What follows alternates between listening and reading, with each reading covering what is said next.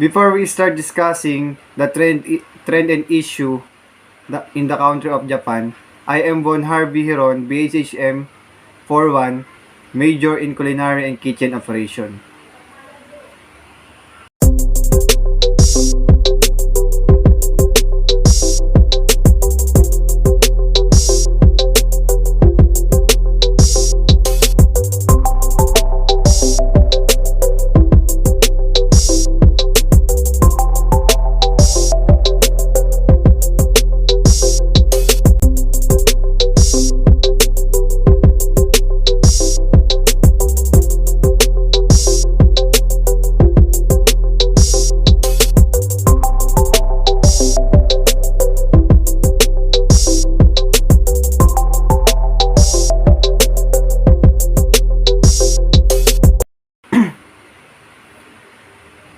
Japan Island, country lying off the east coast of Asia.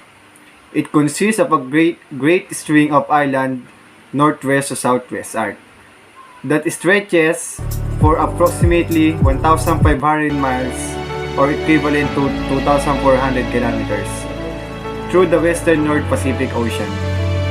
Nearly the entire land area is taken up by the country for main island. From the north to south, these are Hokkaido, Honshu, Shikoku, and Kyushu.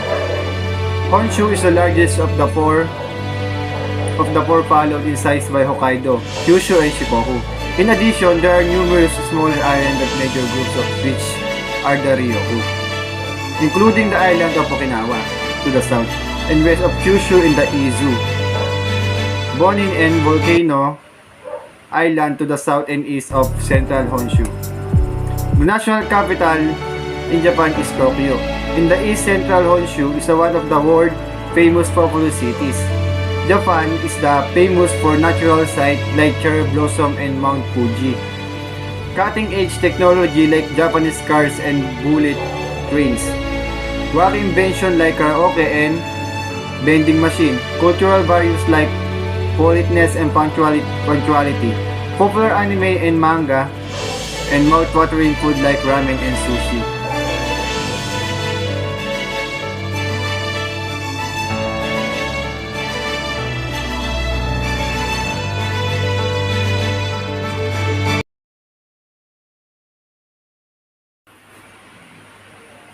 A cherry blossom, also known as Japanese cherry or sakura, is a flower of many trees of genus Prunus or Prunus sabgicerasus. They are common species in East Asia, including China, Korea, and especially in Japan. What is so special about cherry blossom? Cherry blossom are symbolic flower of the springtime of renewal and the fleeting nature of life. Their life is very short. After their beauty peaks around 2 weeks, their blossom start to fall.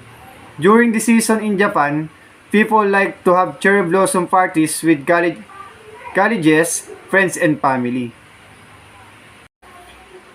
Mount Fuji is a must-visit place since it's a symbolic mountain in Japan. Known as the highest mountain in Japan, it's fascinates numerous visitors with its extraordinary beauty and presence. You can enjoy the symbolic peak from a distance or tackle the exciting hiking trails which allow you to explore the surrounding nature. It also offers a variety of outdoor adventures such as kayaking or boat cruise and scenic lakes called Fuji 5 Lakes. One of the most visited cities, lovely Kyoto. One of the few cities in the country to be spared to the devastation of attract more than 10 million visitors annually. Most of them are happy to explore Kyoto, finds old street and architecture matches its unchanged since the imperial family took up residence there more than 1,000 years ago. Even in the city was most important cultural center. This legacy in fact continues to this day with its many museums and art galleries, each bursting with important sculptures, painting, and other art forms. Yakushima is an island of Kyushu. About 90% of the island is covered by mountains, areas, and forests, which makes it a very popular spot for hiking. It's also known as a difficult hike which take 9 hours to complete in a round trip. But you can choose hiking courses depending on your level. The easiest one is only 30 minutes long, which is suitable for children and beginners. Yokoshima offers of breathtaking beauty in nature which takes you away from hustle and bustle in the city.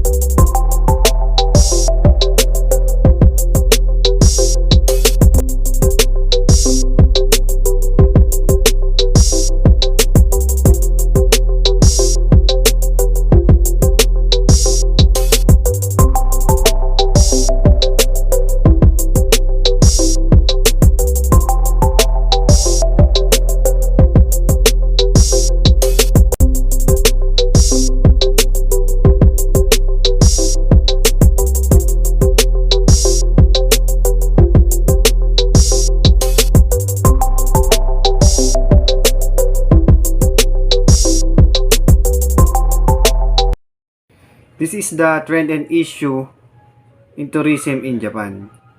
Despite a tremendous amount of pent-up demand from overseas tourists, tourism marketing in Japan faces numerous challenges. Not only is Japan still closed in all but named to inbound to tourists, with chances of its truly reopening to foreign visitors in any source of number in 2022, starting to look slim. But the greater inbound tourism industry in Japan still hasn't fully sorted out many of the issues that were becoming apparent prior for the pandemic. In this article, we will cover some of the same main challenges facing tourism industry in Japan before looking at what role marketing and digital marketing can play in response. Rules which greatly limit inbound tourism on Japan. Strictly chevron guided packages. Sustainable levels of tourism. For use of budgets. Getting people off golden road. Local are divided of unwelcoming back tourists. Japan just isn't ready for tourists again. What role can marketing play the Japan tourism industry moving forward? Rules which greatly limit inbound tourism in Japan. Japan isn't welcoming independent tourists into Japan at the moment. And that is clearly the biggest problem for the Japanese inbound tourism industry and supporting industry. Despite the previous AV administration singling out inbound tourism as a major growth sector for Japan's economy moving forward. More recently, there's including the current Kishida administration are not really proving to be champion of tourism to, to Japan. While the rest of the world has been opening up tourists with many of previous restrictions removed, Japan having suspending visa free entry in the country remains fairly closed off to the almost everyone except its citizen, resident, and those entering on business or student visa.